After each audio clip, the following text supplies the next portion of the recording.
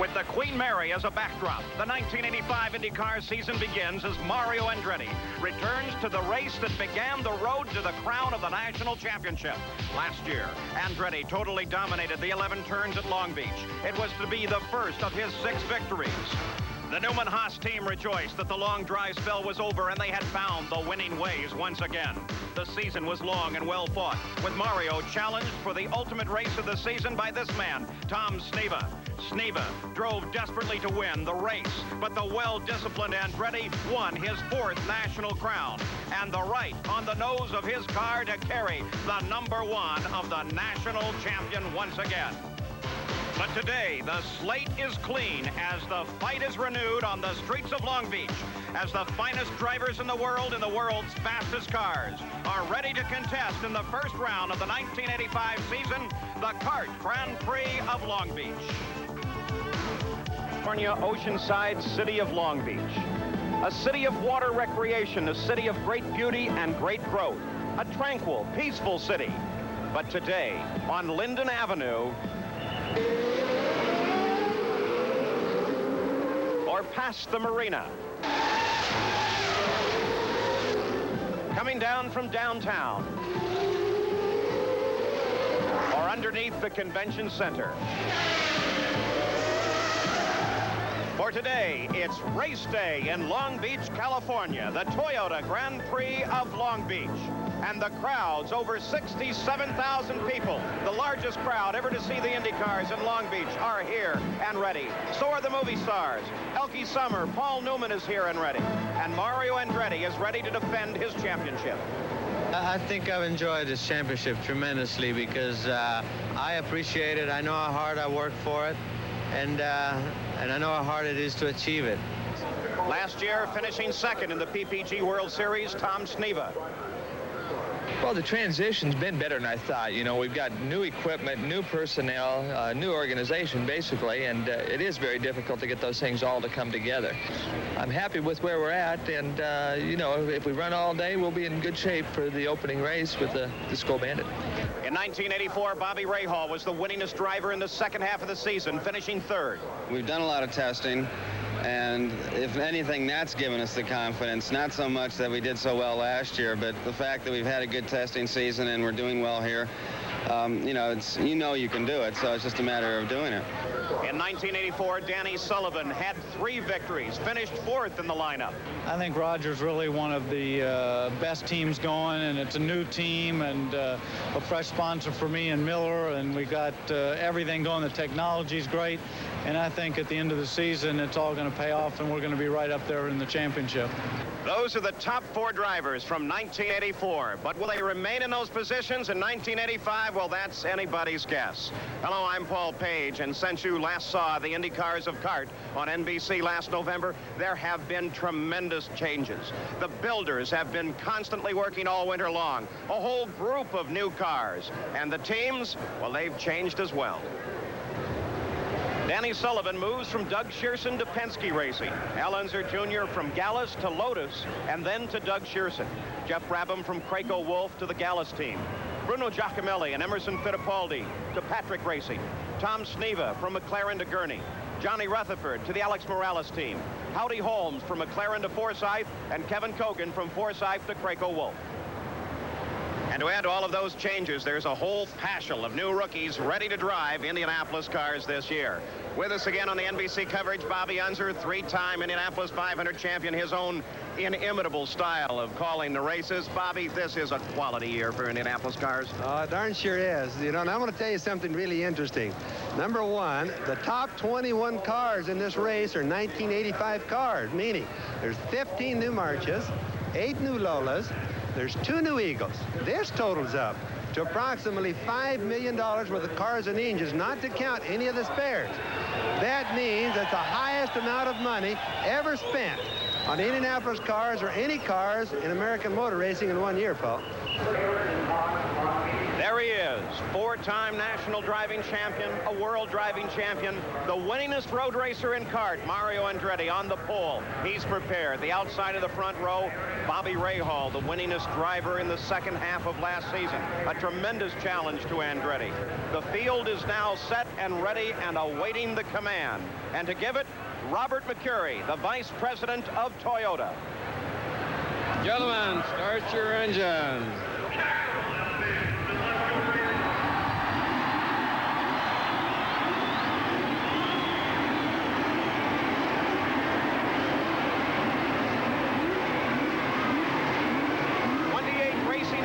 Are fired and ready on Shoreline Drive in Long Beach.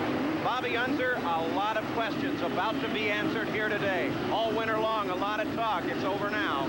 Well, it certainly is over. I'll guarantee you that all the mechanics, all the owners, and all the drivers are looking to see whether their testing has been right all year, whether they've made the right decisions on which car to buy, and etc. Today is the first race of the year. One of the most quality fields kart has ever seen begins now to pull away on Shoreline Drive, and we'll be back for the start right after this. As they're on the warm-up laps now, let's meet the starting field and take a look at the circuit at Long Beach. On the pole with a new track record is Mario Andretti, the defending champion here. Turn 1 and 2, very critical in entry, especially turn 1, because you're coming down from the highest speed on the course, about 190 miles an hour. You're slowing down to about 70. It's very, very important to enter very clean, exit properly so you can enter turn 2 immediately in a proper line. And alongside him is Bobby Rahal, certainly one of the best all-around drivers that we have on the kart circuit today, describing turn 3. It's one that, a corner I think that you just want to get through it more than anything. On the inside of the second row, Al Unser Jr. as he passes through the turn 4 area. It's a third gear corner. It's a right-hander. We touch the brakes just a little bit. And alongside of Al is Jeff Brabham, very good road race driver.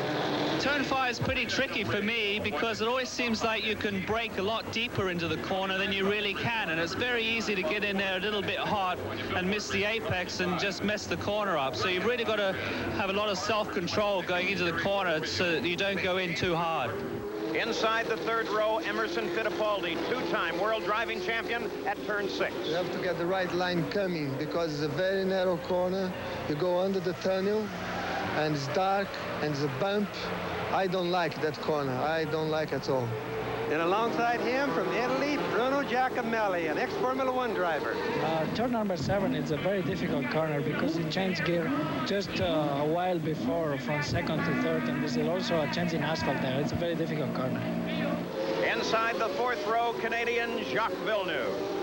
Turn 8 is quite of an easy turn. It's a right-hand turn leading on the straightaway, but I think it's one of the most important turn because it leads again on the long straightaway where you need to hard brake at the end of that straightaway for turn 9. So it's really important turn.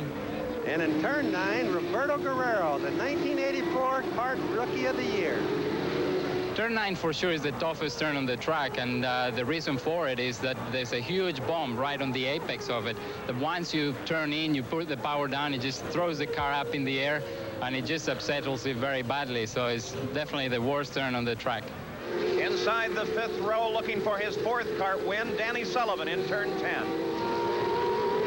Turn 10 is a little bit deceiving. You'll see all of us come in on the early, very close to the wall.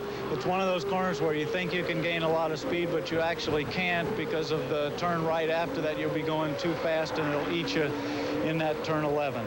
And turn 11 is important. And here's Jim Crawford, the fourth place finisher last year. Turn 11 is probably one of the tightest bends on any motor racing circuit in the world. If it's done right, it's relatively easy, but if you do it wrong, you get yourself in all sorts of bother that you'll never recover from. As we take a look at the rest of the field, you'll notice a lot of foreign accents in that top 10. 11 of the 28 starters are foreign-born. 7 of them are in the top 10. There are 3 world driving titles here, 4 national champions.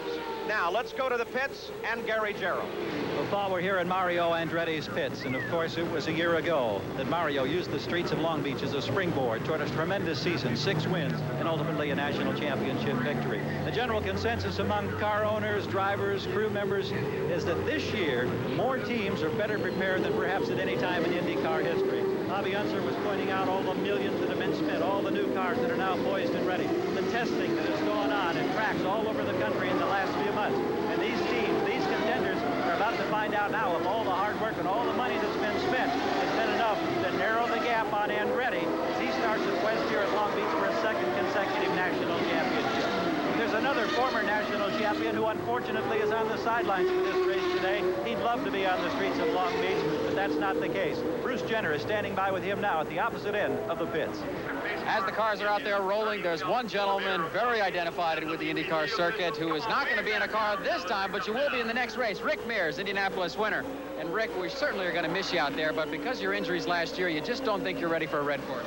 Well, you know, we may have been ready, but we just thought it'd be the smart thing to do is to pass on this one and make sure we didn't do any damage before Indianapolis. So that was the main reason. There has been some changes because of accidents like yours and Derek Daly to the foot boxes in the cars, and it seems to be a step in the right direction. It definitely is. I think had it been that way last year, my injuries might not have been so severe, but you know, it's a step in the right direction, like you said, and I think it's really going to help. And they're going to continue on, and I think the 86 rules will be even better yet. So it's going the right way, like you're talking about. Cars are out there on the track getting ready for the green flag. How's your heart doing? It's beating pretty good right now. I'd much rather be out there than in here. I can't blame you. It's whatever it takes. All right, next month. Next month, okay. Paul? Thank you, Bruce. Bobby, they have strengthened and extended the noses on these cars. Well, actually, they've just taken the frame, as most people know, at the tub and moved it forward as a complete deal instead of an add-on thing. Mario Andretti and Bobby Rahal, the front row, looking toward Nick Finaro, the starter. And there it is, the green flag, and they are racing at Long Beach. On Shoreline Drive, Andretti pulls out in front as the field comes safely through. Rahal drops into second place. It's Mario Andretti heading for the first turn. Now Rahal pulls wide to challenge Andretti. Can't do it. That's Little Al in third, Jeff Brabham fourth. Villeneuve is in fifth. They come through the first, and somebody tagged someone there. It looks like Michael Andretti might have slapped into Guerrero. Both cars continue on. Andretti leads this race. Remember, last year he led every lap here at Long Beach.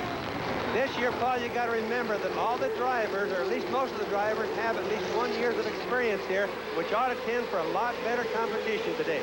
You notice as Michael Andretti came through, he had no nose on his car, so he got a hold of somebody.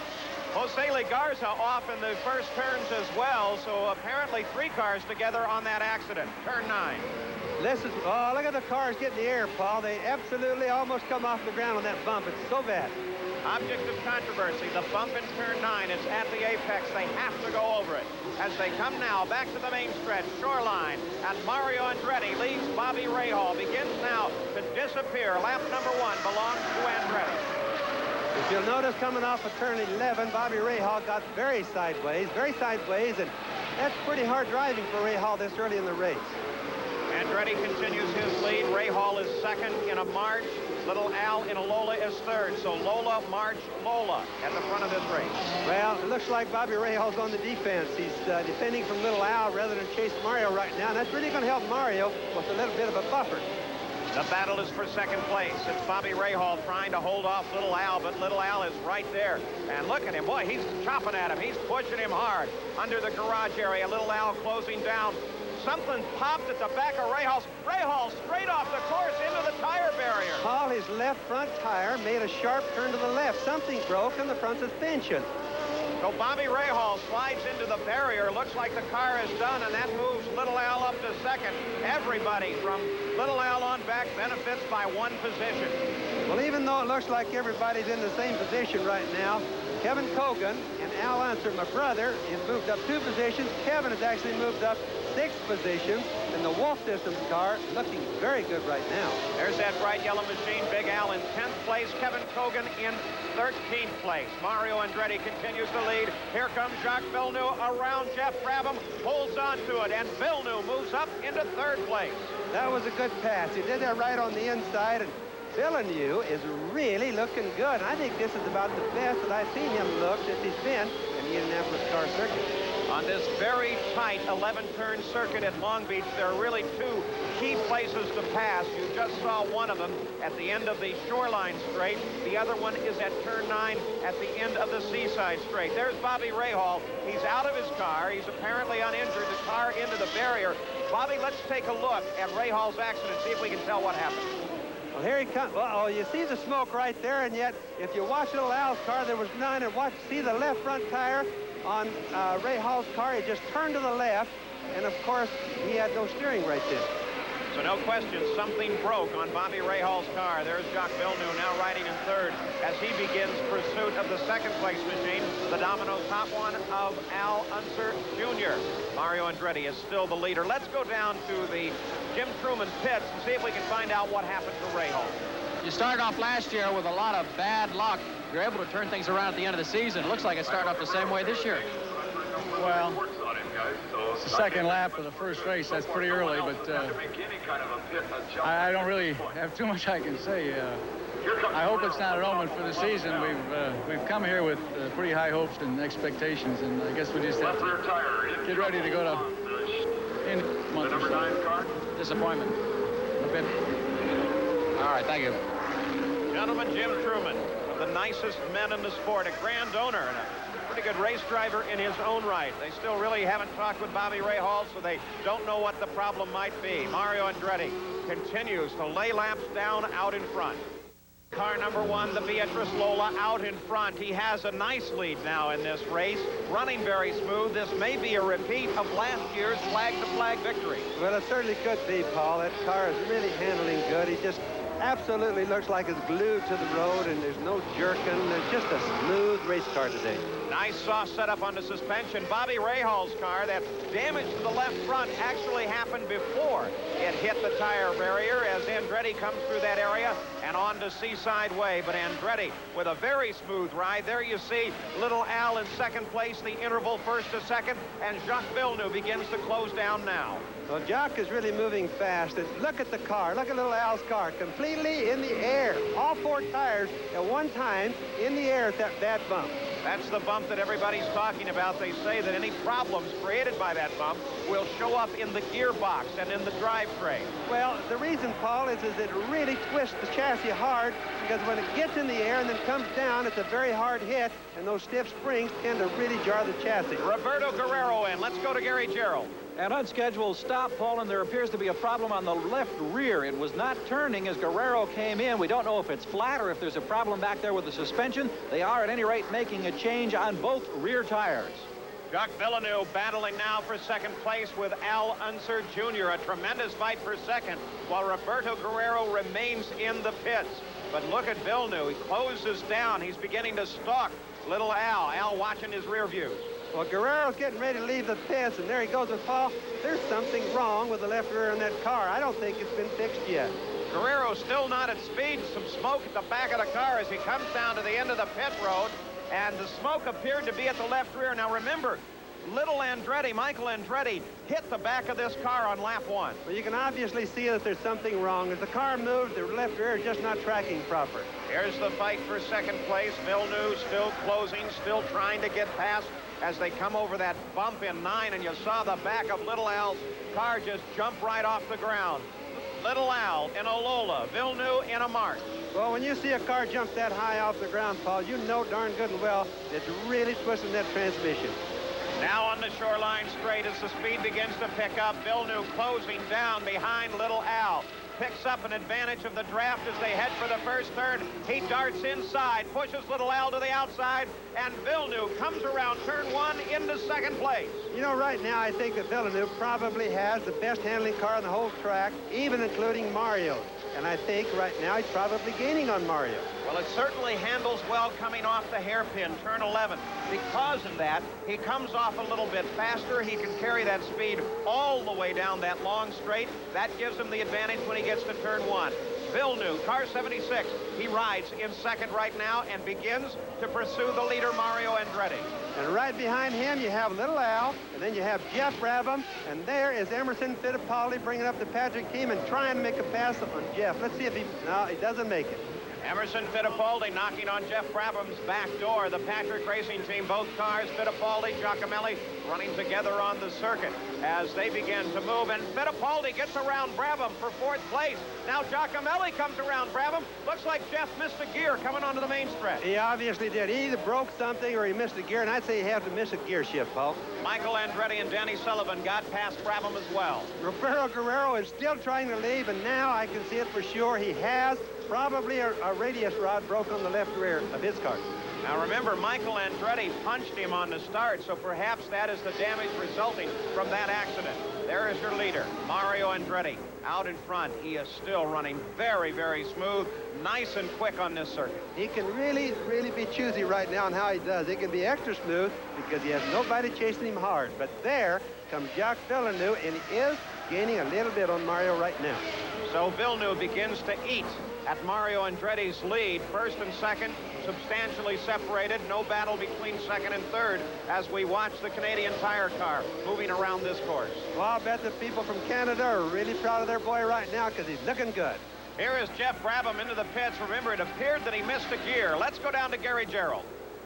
Jeff Brabham coming in, and the Rick Gallis number 7 machine. They don't know specifically what the problem is, but there was talk in the pits that they may have fouled some plugs, and it appears that they're taking the equipment now out onto the car over the wall to perhaps change spark plugs. We understand that they had a problem along those lines in qualifying and in practice yesterday. They're concerned that that may be the problem now. So Jeff Brabham, who had qualified 4th, had high hopes after a 2nd place finish last year, now sets in the pits as the rest of the field storms through the streets of Long Beach. Well, Paul, from my vantage point, I can see it. Now they've moved to the gearbox. He obviously has problems with the gear shift lever. That's what they're working on. Emerson Fittipaldi on Seaside Way moves around Little Allen into 3rd place. Fittipaldi 5 times in Formula One, raced on this Long Beach circuit, also raced here last year with Cart's first race in Long Beach. And now Bruno Giacomelli begins to challenge Little Al. You know, both of those guys are just super good road racers. The Patrick team has really come a long way just by getting these 2 guys to run the road circuits for them. Giacomelli in that car is so familiar, the number 20 of Gordon Johncock. But Johncock's going to drive the ovals. Giacomelli will have it on the road courses. And look at Giacomelli as he just dusts Little Al off in the first third. Well, both of them are just really moving up, and I think that pretty soon that they're going to be a contender. I think Mario better start watching his mirrors for those 2.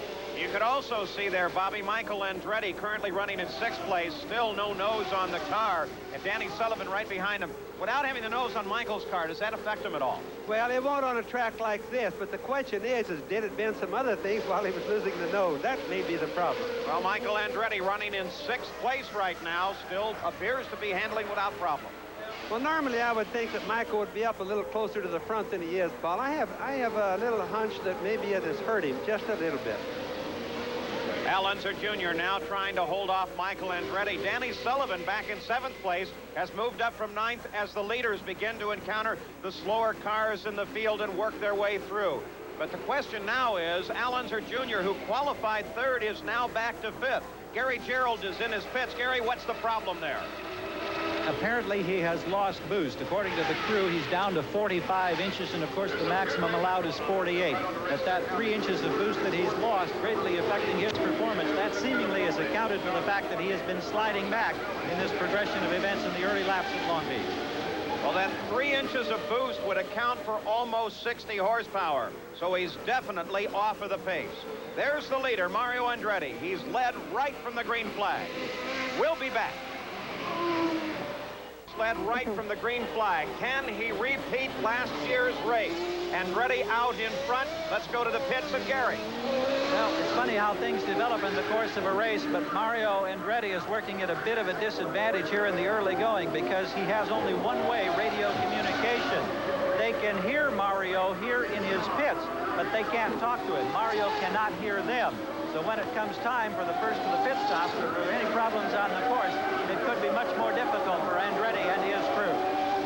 Howdy Holmes, number 33, the Forsyth car, the right front wheel is off. Boy, some mechanic is going to get talked to about that, Paul. I think it's just a small wonder that he was able to lose the wheel and not have a wreck. It's a miracle. As Danny Sullivan comes past, he has to be very careful not to damage the aerodynamic devices on the underside of the car. Well, he's obviously rubbing the tub on the ground. In other words, the frame of the race car. He can't be doing any good, although there are 2 rubbing blocks underneath the car.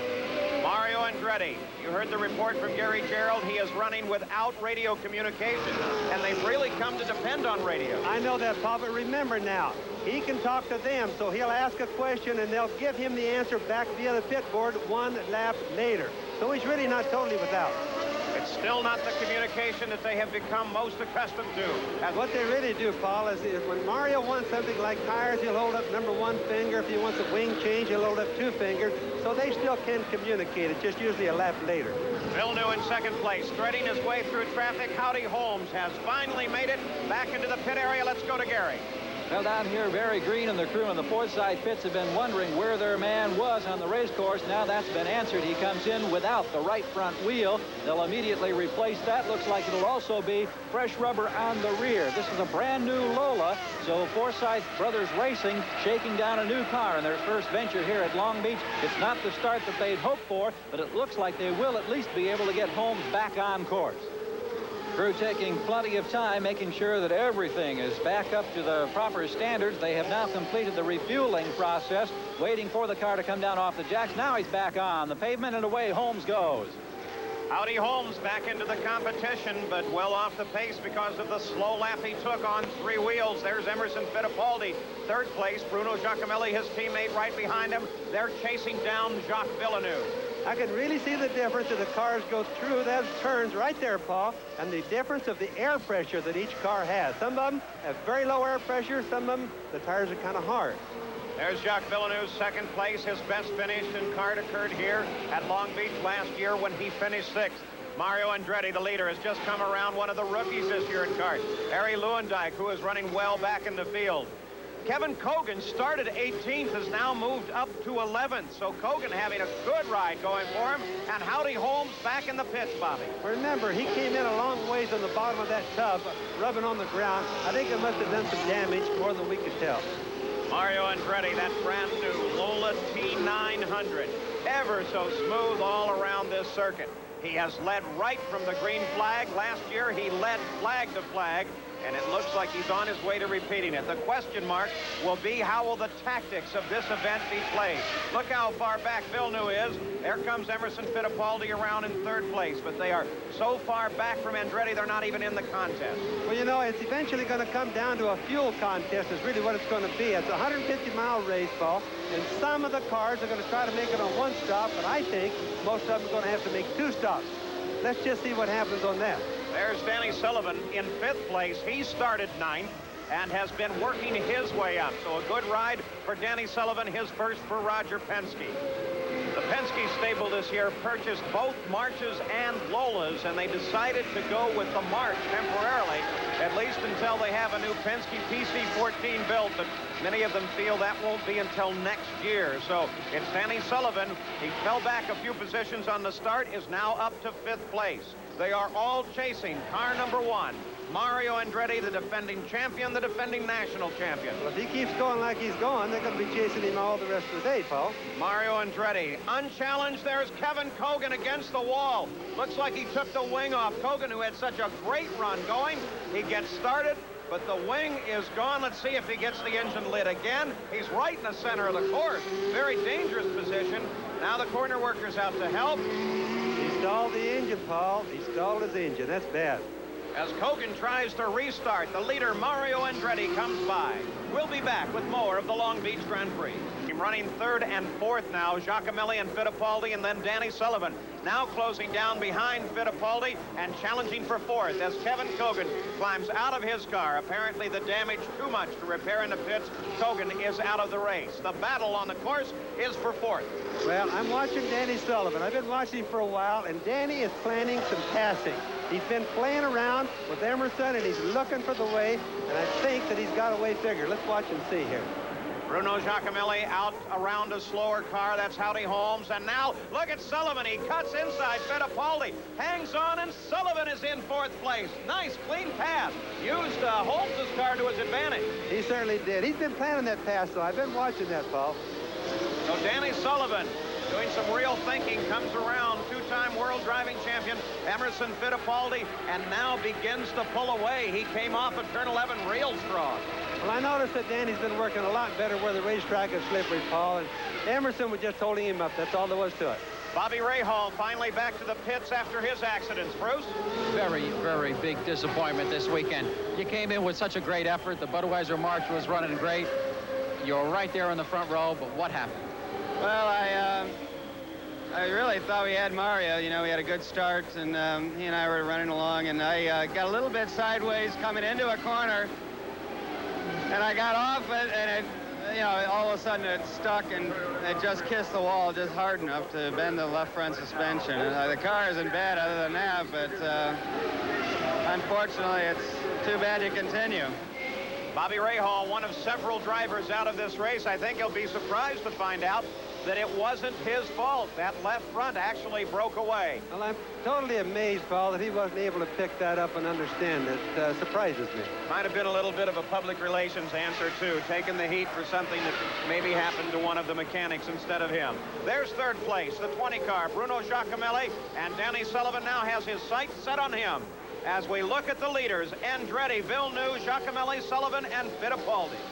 Back at Long Beach, where Mario Andretti continues his lead, dominating the race just like last year. He has led right from the green flag. Villeneuve second. In third is Giacomelli, followed by Sullivan and Emerson Fittipaldi, the two-time world champion.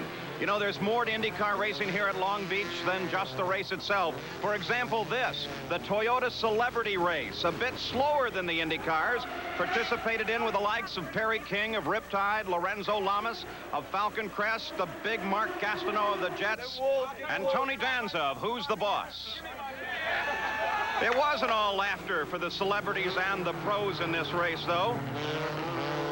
John Dinkle and Don Sherman found that out.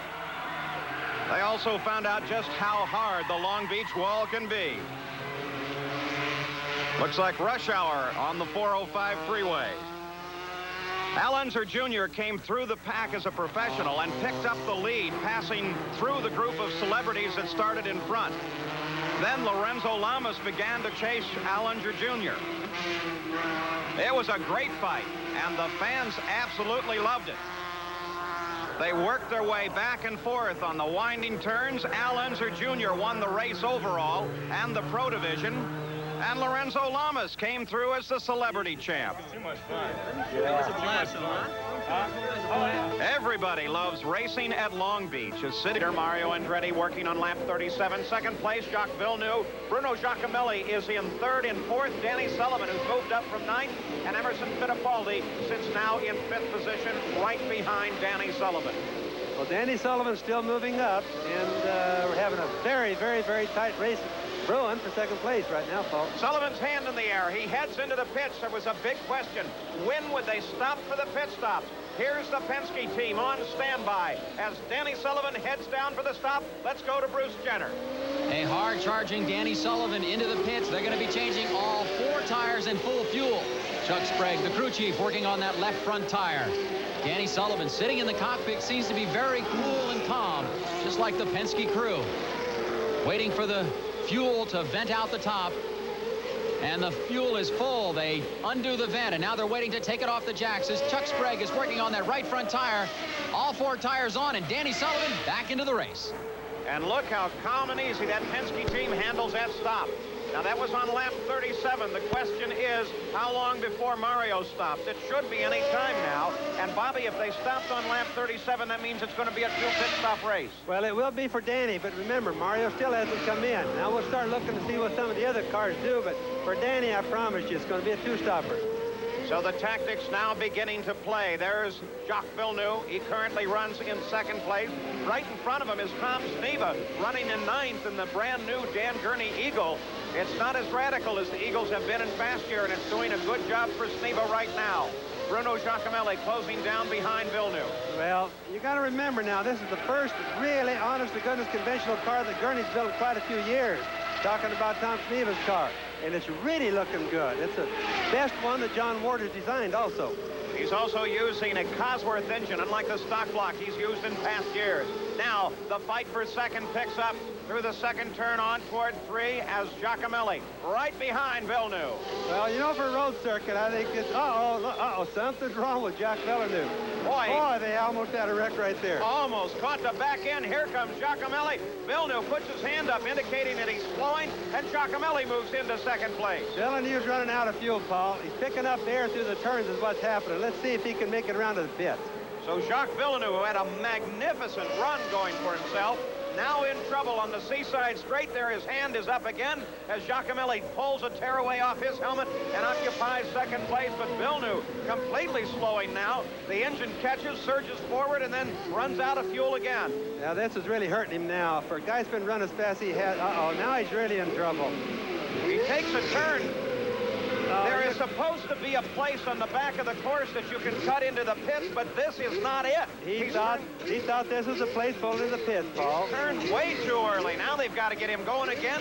He's burning fuel while he's sitting there. That's a rookie mistake, isn't it? Not knowing the circuit. Yes, it is. It's a sad thing, too. For a boy that's been running as good as he has, now he lost his engine completely. That's terrible. The new second-place car, Bruno Giacomelli, in the pits. The Patrick team goes to work on that STP march. And Villeneuve finally finds the right place to head into the pits, and he moves down on in. Bruno Giacomelli, his stop complete, and he's out. Not the way Jacques Villeneuve wanted to come in for the pit stop. He has dead stick as the crew rolls him up now after that little excursion off course, and now they come over the wall in force to complete what would have been a normal, or what they'd hoped would be a routine stop and an opportunity to eventually gain some ground on the leader, Mario Andretti. Instead, that is not the case. And Villeneuve, who started 7th, worked his way to 2nd, now is going to find himself far back in the back, and he'll have to start the task all over again. Of course, yes, after the tire change, they'll have to get things fired back up and get the number 76 car back on course. Here's the starter coming over the wall now, and they'll be trying to get him powered up and underway momentarily. Life coming to the car, still waiting for him to come down off the jacks. What a bitter disappointment this has to be after that impressive run.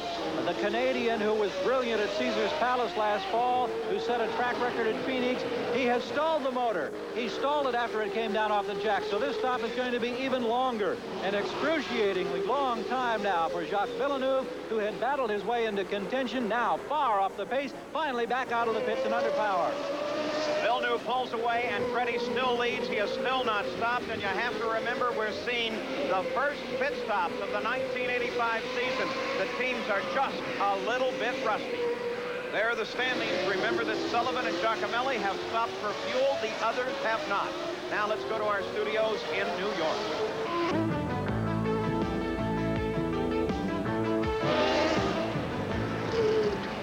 We're back at the Toyota Grand Prix of Long Beach. This is Paul Page with Bobby Unser, Gary Gerald, and Bruce Jenner.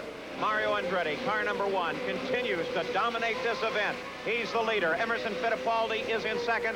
Danny Sullivan is in 3rd. And Al Unser Jr. sits in 4th right now. Well, one of the big things so far is how many pit stops that we're going to have to be making. Mario seems to be the only one. There's Al Jr. in now. It looks like Mario's the only one that may be able to do it just with one, Paul. While Mario Andretti, the leader, is working on lap 42, most of the cars have already made their stop. So when will Andretti comes in seems to be the question. Emerson Fittipaldi currently sitting in 2nd place now, but he comes in for a stop. Emerson Fittipaldi coming into the pits in that 7-11 March with a strong showing for the Patrick team. From this former world driving champion, now on the kart circuit. He's taking on 3 tires and full fuel as Gary Robazzini works on the front tires, the crew chief for the Patrick team. Waiting for it to come off the jacks. Emerson Fittipaldi in the cockpit, ready to go. A little bit of trouble getting into gear, but he makes it out of the pits. Emerson Fittipaldi pulls away, but Bobby, there was a hesitation, a jerk, as he began to pull off there. There might be something wrong in the gearbox of that car. There's the end time for Mario. He's coming around on lap 43. That means he's going to go 44 laps at his first pit stop. That means 1 pit stop for sure for Mario. And look at this. Emerson Fittipaldi comes out just in front of Danny Sullivan. The battle is for 2nd place, and Sullivan, look at him, work on him. Sullivan drops inside Fittipaldi and takes some beautiful pass. That was a beautiful pass. That was a gamble. That's the best pass we've seen all day. Danny Sullivan now in 2nd place. Remember, he started back in 9th. And look at him hustle this race car. A magnificent run. He's hustling that car harder than Villeneuve did earlier. He's really looking good. I'd have to say Danny's a latecomer because he didn't drive this hard early in the race. Well, Danny Sullivan, sitting with a full load of fuel, comes right alongside and then passes Emerson Fittipaldi. And Fittipaldi cannot catch up. Sullivan definitely has second place. Well, Sullivan is on the move, period. I'm telling you, the guy's driving hard right now. Mario Andretti is due for a pit stop, as Sullivan is now on the main stretch in second place. Now, Andretti put a bit extra speed on the past few laps, but is it enough to hold off Sullivan? Andretti should have just enough pad to get out of the pits in plenty of time. But here is Sullivan, second place. Andretti heading for the pits. The first test of the Newman Haas crew as the race is now on pit road. Mario Andretti streaming into the pits, sets his brakes, now comes to a full stop for quick service here. They're hoping that they've gone far enough that they can make this race on one stop. Fresh rubber on the outside. We'll see if they come down to the inside of the pit wall. There will be a tire change on the right front, topping off with fuel. A Belgian flame out of the back from the engine compartment. It'll be a 3-tire change, a full load of fuel. Andretti is down, he's away. The Beatrice Lola screams away. Bobby, a wonderfully disciplined pit stop. Well, they did a good job. I'm telling you, that crew works hard on that type of thing. They work hard on all the little details. They're really looking good. Here comes Danny Sullivan onto the main stretch, but Andretti is already in the first turn. Sullivan running behind Andretti now. The interval right at 11 seconds behind Andretti, but Sullivan is definitely on the charge. Well, Sullivan's moving hard, and if I have to guess it right now, with Mario being completely full of fuel, I'd say Danny's going to pick up a little bit on him. The other question, too, Andretti went to lap 44 of this 90-lap race. Will he have to stop again, Bobby Unser? No, he will not have to stop again, because remember, he did 44 laps plus the 3 warm-up laps. Danny Sullivan has to stop again, so Danny is going to have to pass Mario some way. He's going to have to get a long distance on him, otherwise he just doesn't stand a chance. Boy, I'm not so sure that Andretti isn't going to have to stop. It's going to be mighty close. Mario Andretti, car number 1, with Danny Sullivan closing behind him. The battle is for the lead. Let's look. There's Andretti coming under the bridge. Just coming onto the main stretch now is Danny Sullivan. We'll put the watches on him as Andretti comes down toward the first turn. There he is. He starts his turn-in off of Shoreline Drive. Looking upstream now. There's a back marker, and then Danny Sullivan is coming down. 2 slower cars. And there is Sullivan. Sullivan is beginning to close. Well, he's a long ways behind, but he doesn't really have a lot of traffic to work with. Look at him work that car, though, as he powers off the corners. Drops under those 2 cars, lickety-split. What a nice run. Now, that's where he's making his time, right there. He's making those impossible passes, and he's the only car on the whole course that's doing that. Howdy Holmes lets him through. He knows that's one of the leaders coming. But Danny is really working that Penske Miller machine. He has places to pass that are just no other driver's done all day, and I really don't understand that. Of course, Danny Sullivan has had more than one opportunity to learn this circuit. Remember, he drove for Ken Tyrrell in Formula One on a circuit here at Long Beach, very, very close to this one. Well, he did, and of course, this is a lot better road than we had in that very beginning, and Danny's really had no more time on the new one than anybody else, Paul. Last year, Danny Sullivan finished 24th here at Long Beach. He's in a lot better shape today. The 40 car, Emerson Fittipaldi, is the 3rd place machine, and he is trying to catch up with Sullivan. Let's watch the interval now. There's Sullivan coming through, and Emerson Fittipaldi comes through 6.6 seconds back of Danny Sullivan. So 1st, 2nd, and 3rd spread out, but Sullivan is closing down on our leader, Mario Andretti.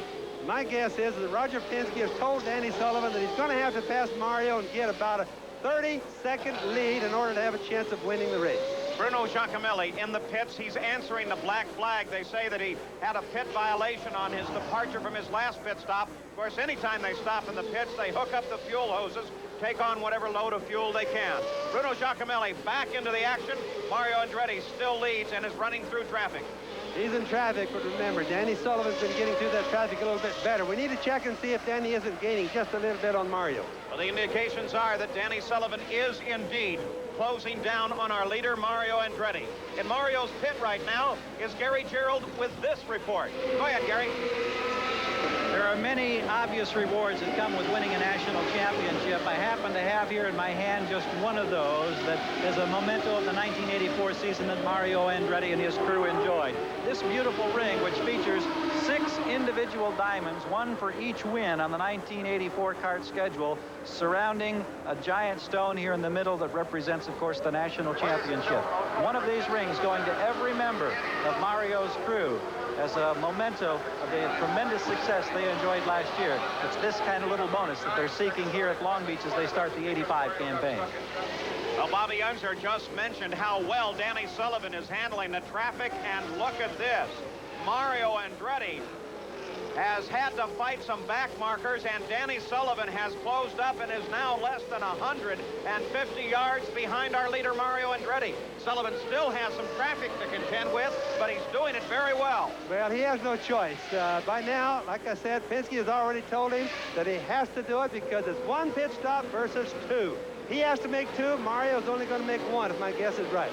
Danny Sullivan hopped over that bump in turn 9. Now just Jim Crawford and Jeff Brabham are sitting in front of him, and then just in front of them. We're back at the Toyota Grand Prix of Long Beach, where Danny Sullivan is trying to chase down the leader, Mario Andretti.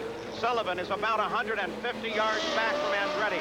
He has 2 slower cars between himself and Andretti. Jim Crawford currently running in 8th. Jeff Brabham currently running in 7th, 1 lap off of the leaders. Now, if Sullivan can get past, then he begins his challenge with Mario Andretti. Remember, both these cars have made pit stops. The question is whether or not both Sullivan and Andretti can go the full 90 laps of this race without making another pit stop. For Sullivan, it is doubtful, and no one seems to have that answer for Mario Andretti at all. And now Sullivan has moved his way past Jim Crawford. He has only 1 car between himself and the leader. Well, I think what's happened right now is that Mario's cut back his boost a little bit. I notice he's having a little bit more problem getting by the traffic, and I think Danny, being he almost surely is going to have to make 2 pit stops, is running more boost. So if that's correct, Danny should be catching Mario not too far from them. And if Mario has indeed cut his boost back, then it's a very, very smart move, because it means he will save some fuel. Well, it means he's only going to make 1 stop. That'll show his intent right there. So Mario Andretti slowing down just a bit, cuts the boost down. That gives Sullivan a chance to catch up, but the tactics have become so very, very important. Here comes Sullivan up behind Jeff Brabham. He is trying to catch the leader, Mario Andretti. It's a terrific ride that he's giving this machine. Look at him hustle his way through traffic as he comes through turn 11 and heads on to Shoreline Drive again. You know, he's trying to pass 2 pretty quick cars right there, in case you haven't noticed.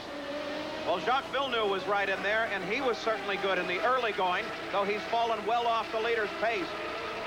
There in the 21 car is Johnny Rutherford. He started 20th. He's currently running in 10th place as Mario Andretti comes around him, and Danny Sullivan comes around Jeff Brabham and closes even more on Andretti. Boy, did you see that Danny get loose right there? He had a little tweak in it right there. That Danny is really on the move. Danny boy's going to be charging hard now. He is a delight to watch, as now he comes up behind Villeneuve, who ran second for a while. Then you remember had his fuel problem. He's around Rutherford, around Villeneuve, and now it is Andretti that's in front of him. He's got Andretti targeted. He passed those 2 faster cars. Those are pretty fast cars he passed. He passed them right when he got to them. He didn't care where it was.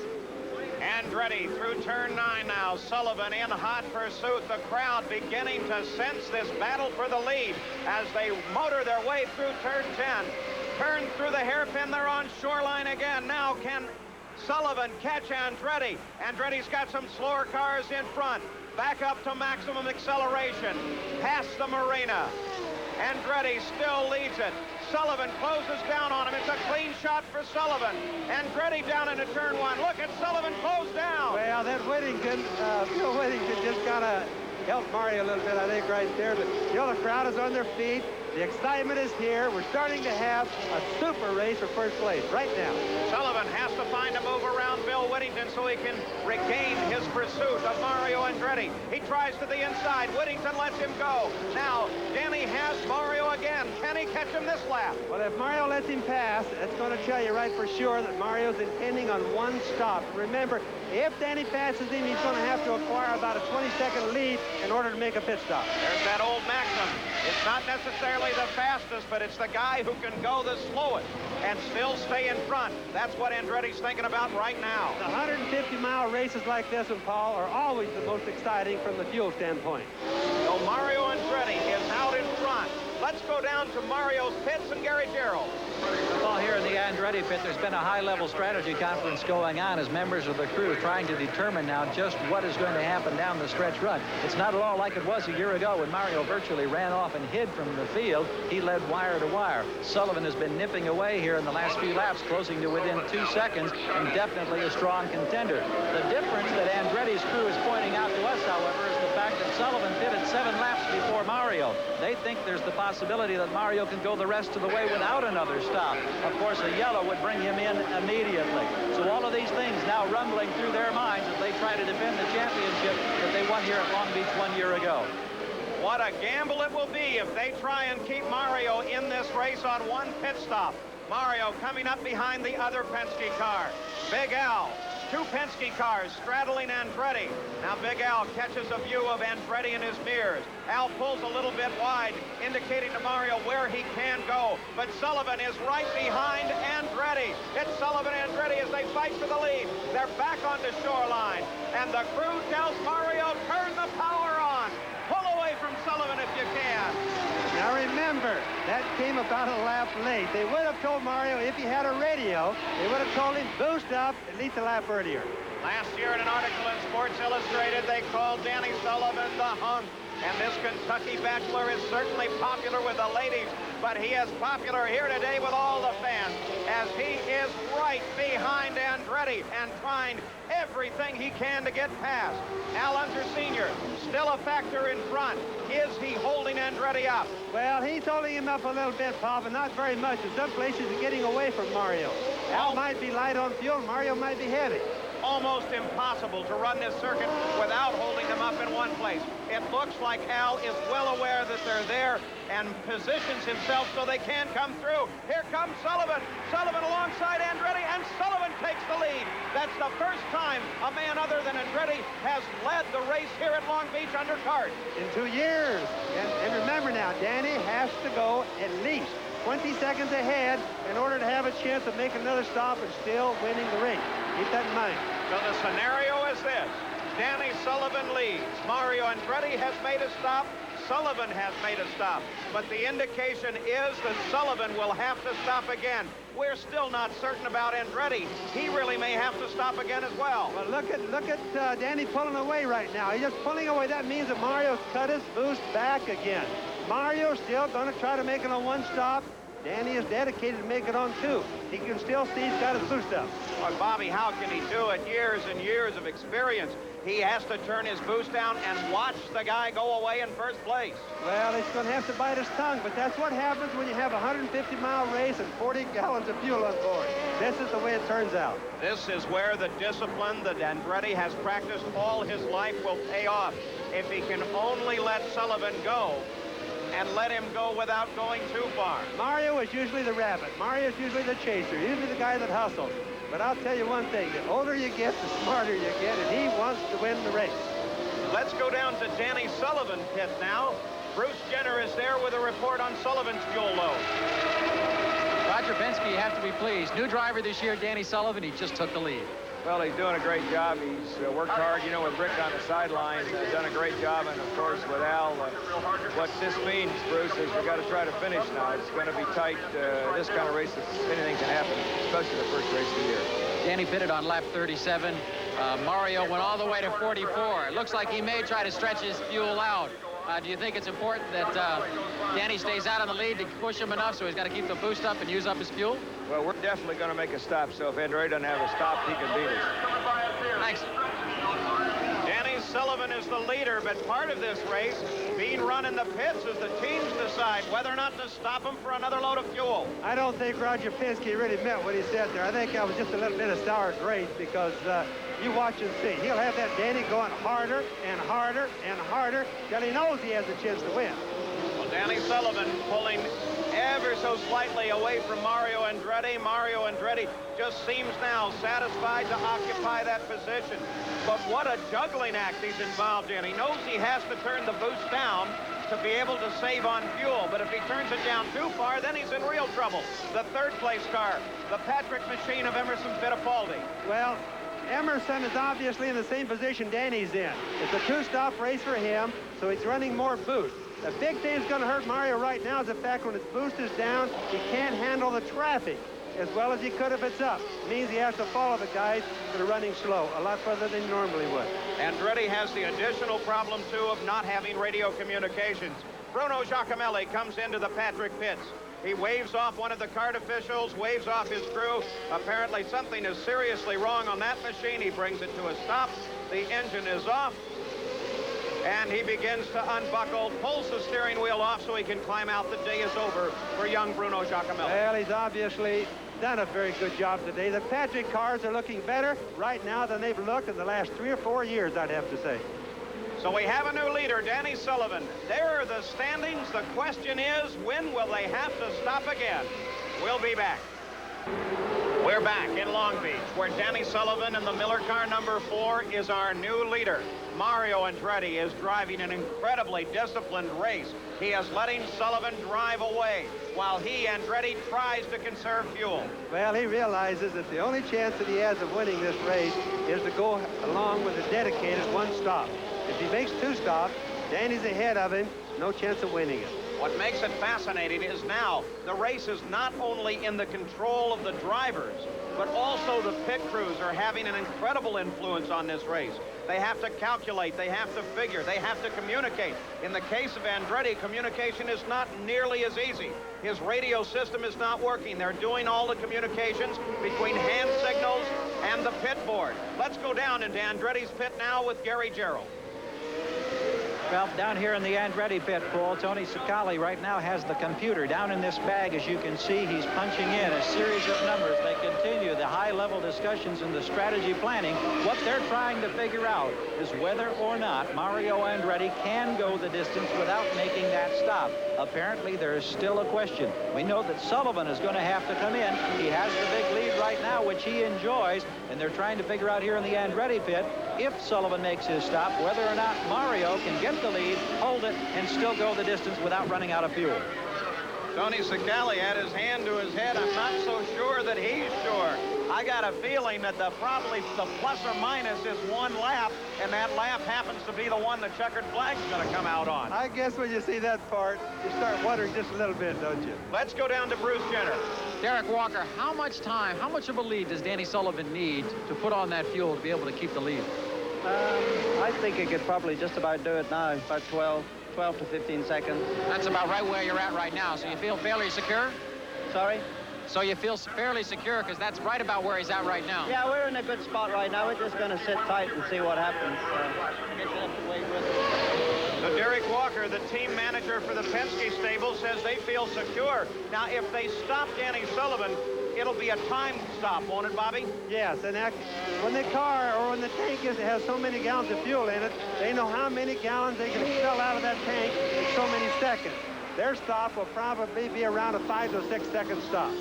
So it won't take any time at all to give Sullivan just enough fuel to make it to the end of the race, and he may have just enough a lead now as we watch Emerson Fittipaldi in third. Back to the leader, Sullivan. The big deficit's going to be the slow down and the speed up. That's where they lose most of their time. It's not while they're in the pit. But remember, if he spends 2 seconds at a standstill, that's a long ways for Mario to gain on the racetrack. But here at Long Beach, they really have an advantage that way. They come off of this turn, which is the slowest on the course, and then right into the pits, and they can run the pits pretty hot. They leave the pits almost as fast as they would if they went down the straightaway fast. So really, the Long Beach pits may just help them with that quick stop, so Sullivan might be able to stop and maintain his lead. The fight is between Andretti and Sullivan, but it is now a game of tactics, a game of thought. It is not being fought on the race course. No, and there's an awful lot of it that's like flipping a coin, too. Believe me, some of these crew members definitely don't know what the answer is right now. Old Lady Luck tends to wander into those pits and on that race course every now and then and screw up all the calculations. If you make your decision right, you're a hero. Everybody pats you on the back. If you make it wrong, everybody says, boy, he was a dodo. And for Mario Andretti, there is the additional problem that he cannot communicate with his crew by two-way radio. That hasn't existed since the start of the race. Well, now, down in the Penske pits, there is the report that they're doing some pretty serious calculations. Let's go back there and Bruce Jenner. All right, you're going to be timing the fuel. How much fuel is going in the tank? How much time is he going to need to get the right amount of fuel in there? We're going to give him 8 seconds of fuel going in. So with a 15-second lead, you're looking pretty good. Yeah. All right, here he comes. So Danny Sullivan should any second now head for the pits. There he is, but he's dead on the road. He's dead. He ran out of fuel. He's totally out of fuel. He could have something else wrong, but I doubt it. He ran out of fuel, and by golly, that's going to cost him. Unbelievable. The Penske team miscalculated. Now he shook a little fuel into it. He's moving down. There's Andretti on the main stretch. Andretti is back into the lead. Sullivan just ran out of fuel on the circuit. A tough break for Danny Sullivan, having to coast in with absolutely no fuel. The engine is dead. They've got the starter in the back trying to get it in. They say he needs 8 seconds of fuel. They're trying to get the engine restarted right now. The Penske team, and the fuel's on. Danny Sullivan back in. A very quick pit stop considering what happened, but I think he may have lost it when he ran out of fuel. Well, Bruce and Bobby, if he wanted 8 seconds, I don't think he got it. Well, he was having trouble getting that nozzle in, and the way I see it, he just didn't get enough fuel. We'll just have to wait and see, though. So Danny Sullivan comes in. He runs out of fuel on the way in. The stop doesn't appear to be all that Penske wanted it to be. Now, can he catch Mario Andretti? Andretti is back in the lead, but the question is, will Andretti have to stop? Well, one thing for sure, they're both light on fuel, so they should both be fast. But my guess is, Danny thinks he has enough fuel, so he'll have the boost turned up. Well, he is certainly flying at the moment as car number 4.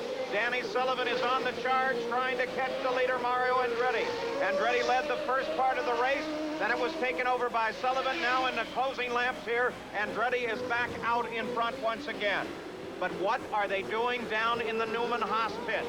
The calculations continue down there. Let's return to that area. Here's Gary Gerald. Gary? Well, Paul, I tell you, it's been an amazing series of high-level conferences. You see Paul Newman talking with Darrell Soppy, the crew chief. Tony Cicali has been in there. Newman's been back and forth a half-dozen times. Everyone caught up in the suspense now, trying to figure out whether or not Andretti has the fuel to go the distance. Down in the Roger Penske pits, Penske doing the same thing, checking calculations. Boy, Newman looked tense. Penske looked tense. Nobody seems to have all the real answers. I think the guys on the racetrack are the luckiest right now. Would you look at everybody in the pits? They look like they're 100 years old immediately. Well, Sullivan and Andretti don't know enough to be worried. Here is our new second-place car. By virtue of the long stop of Sullivan, Emerson Fittipaldi has now moved into second. Emerson has been good, and he's been fast all day. And Emerson needs a good drive. He really does. And Embo has been playing the same game that Andretti has. He turned the boost back. So Andretti leads. Fittipaldi second. Sullivan third. We'll be back for the finish. We're back in Long Beach with 9 laps to go. This is Paul Page with Bobby Unser, Gary Gerald, and Bruce Jenner, and there's your leader, the Beatrice Lola of Mario Andretti, second place. The 40 car of Emerson Fittipaldi. In third place is Danny Sullivan. In fourth place, there's the fourth place car sideways on the track. Al Unser Jr. Looks like he's got a bit of a fire. He does, Paul. He's really hot. Something's on fire. There's sure a lot of smoke. Well, Al Unser Jr. was running in fourth place, but he's stopped on the course now. Looked like a quick spin. We don't have a full report. It doesn't look like he hit the wall, so we'll just have to wait and see what happens. Look at the concern on Darrell Soppy's face. He's the crew chief for Andretti. There's Roger Penske and Peter Parrott. They're watching for Danny Sullivan. The question is, will either of these cars make it to the finish? It doesn't look like Sullivan got enough fuel on the last stop. And Andretti, we don't have any idea. Al Unser Jr. on the way almost gets the tires into Fittipaldi. As he gets restarted, still something wrong on his car. Some smoke and vapor pouring from the back. That's not a burning type of vapor smoke. That's the steam, like the water smoke, Paul. So I don't think he has a serious fire. I think he's probably got a water hose broken, maybe, or radiator broken. So Al Unser Jr. is off the course now. He had a fine ride to the moment. Sullivan now starts the fight for second place as he closes on Emerson Fittipaldi. Well, this is going to be a heck of a race right here. You know, this has been one of the most exciting races. I think the people are honestly getting today what they paid to come and see. A fabulous race. What a start for the 1985 PPG IndyCar World Series as Danny Sullivan fights for second place. He was the leader for a while. Then he ran out of fuel. As he was coming into a stop, he's back under power, but there's still a question. Have the tactics been played properly by the crews? Sullivan charges on Fittipaldi. That Emerson's going to make every effort in the world to stay ahead of Danny Sullivan, I promise you. And he's tough. You know, he drove those Formula One cars for years, and he's super good on the road circuit. Both of them through turn 9-10, heading for the hairpin. Sullivan pulls out a little wide so he can cut back in as he comes off the corner, but still Fittipaldi maintains second. Well, whoever gets off that turn the quickest is going to be the quickest down the straightaway, and it's the brake contest at the end. Right about here, we'll see if Danny can make the pass or not. Look, he's going to make an attempt at it. Danny Sullivan charges inside Fittipaldi. Fittipaldi looks over, sees that the pass is clean, and like the veteran he is, lets Danny Sullivan on through. Now, can Sullivan catch Andretti? Well, from the way Danny was going earlier, I'd say yes, he can catch him. Let's go back to the Penske pits and Bruce Jenner. Roger Penske, Danny Sullivan just moved back into second place in that pit stop. He ran out of fuel just a little bit too early. Did you go one lap too many? Obviously, Bruce, I guess the gas gauge didn't work. Mario looks like he can run without a stop, as I said earlier, and we had to make 2 stops, so hopefully we can just finish now, and I'll be very glad for second. Well, Roger Penske may have given up the race, but I'm not so sure that Danny Sullivan has. The leader is Mario Andretti. There you watch him through the second and third turn now. Paul, Danny hasn't given up. He is running just as hard as he ran at any time today. Danny Sullivan is definitely a hustler, but he has to come a long way to beat this man. He has 42 IndyCar victories to his credit. Can he make it number 43? Look at Sullivan. Not if Danny has anything to say about it. No, he doesn't know that he's lost this race by any means. He still thinks he wants to win it. Danny Sullivan, a mere rookie compared to the 42 wins of Andretti. Let's go back to Mario Andretti's pit and Gary. Well, Paul, the decision has been made. The rubber has gone over the wall. The fueling hose is out. They're calling Mario Andretti in.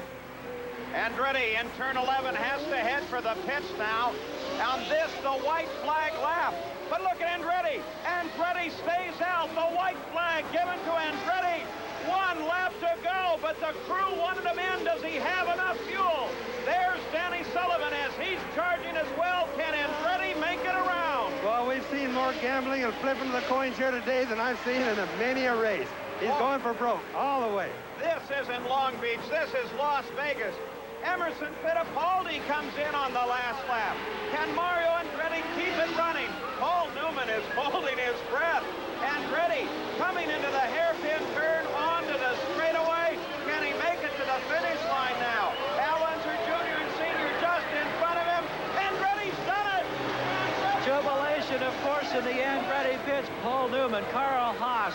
Somebody looked like they even had a bottle of champagne down here. We saw something fly. This crew is as happy now as when they won the national championship at the end of the fall in Las Vegas. Quite a celebration here as the battle for further places on back continues on the track.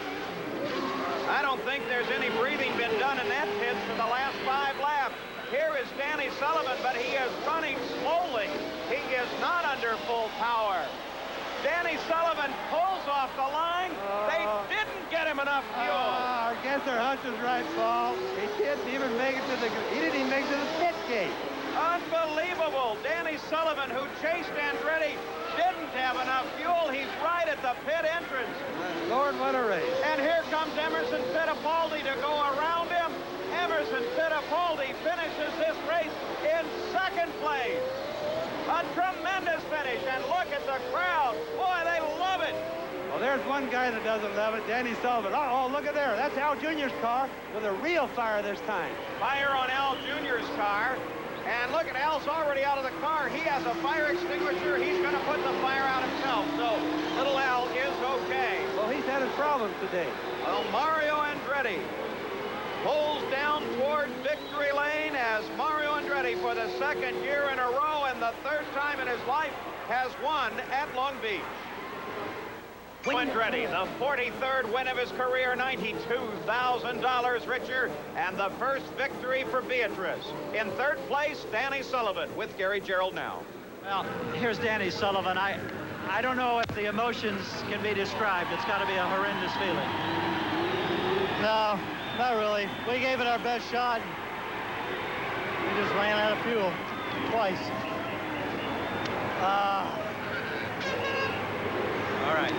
There'll be other They races. did their best shot. Thank you, Danny. Thank you. There's the attitude that'll make him a champion. The race run 5 miles an hour faster than at this point last year. As we take a look at the top 10, good finish for Jim Crawford, same as last year, best finish ever for a Wizard car. Let's meet our winner, Mario Andretti. Mario Andretti here in Victory Lane. The blisters on the hands to prove how hard a day's work it was. This one had its ups and downs. You were on a roller coaster today, Mario. Well, I ran as hard as I could, and then obviously what happened is the first part of the race, I had to stop 2 laps before I really wanted to because I just had too much consumption. So as soon as I got the full load of fuel, they told me how much fuel they put in there. So I backed the boost down to about 46 inches, and I had to go for about 12, 15 laps like that to ensure that I would make it without a stop. That was the only advantage that I thought I would have. So I didn't know what the others were doing. I anticipated that the others were going to do two stops, which means they were going to have a light load. Right. So we didn't have the communication, so they filled me up, and I figured the only chance I had was just to back it down and take my chances, and it worked. That lack of communication becomes oh so important, doesn't it? Well, it does, because it sort of reassures you what's going on, but I had to take a chance myself this time, and it worked. Well, as the strategy turns out, it's a victorious return to Long Beach, and who knows, it may be the road toward a second consecutive national championship. Well, we're going to be working hard toward that, believe me. Indianapolis right around the corner.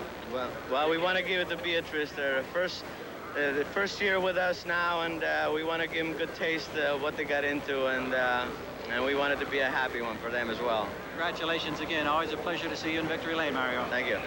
All right, back up to you, Paul. Well, Gary, that certainly sets the stage for the next stop of the PPG IndyCar World Series, the 69th running of the Indianapolis 500. It's going to be